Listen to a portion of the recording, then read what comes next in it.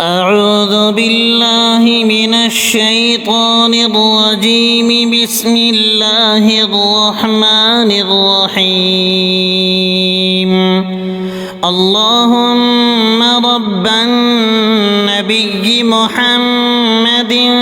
صلى الله عليه وسلم اغفر لي ذنبي وأذهب عني غيظ قلبي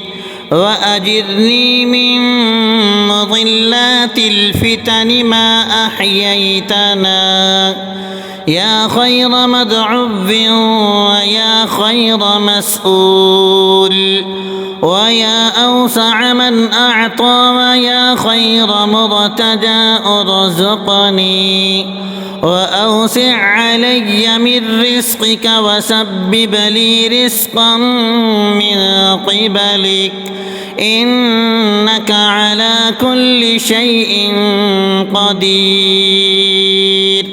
اللهم ربنا أنزل علينا مائدة من السماء تكون لنا عيدا لأولنا وآخرنا وآية منك وارزقنا وأنت خير الرازقين يا رازق المقلين ويا راحم المساكين يا ولي المؤمنين يا ذا القوة المتين صل على محمد وآله وأهل بيته وارزقني وعافني واكفني ما أهمني اللهم اجعل لي فرجا ومخرجا وارزقني خير من حيث أحتسب ومن حيث لا أحتسب بحق محمد وآل محمد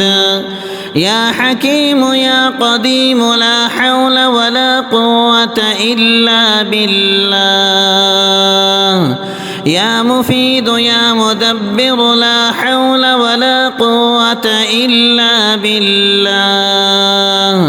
يا معيد يا مبيد لا حول ولا قوة إلا بالله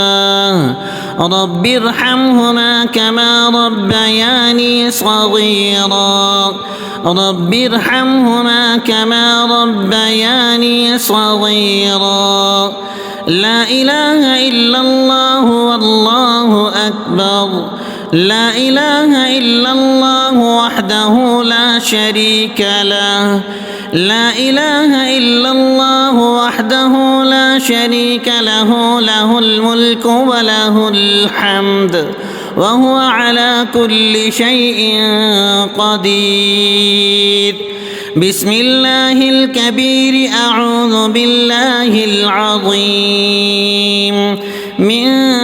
شر كل عرق نعار ومن شر حر النار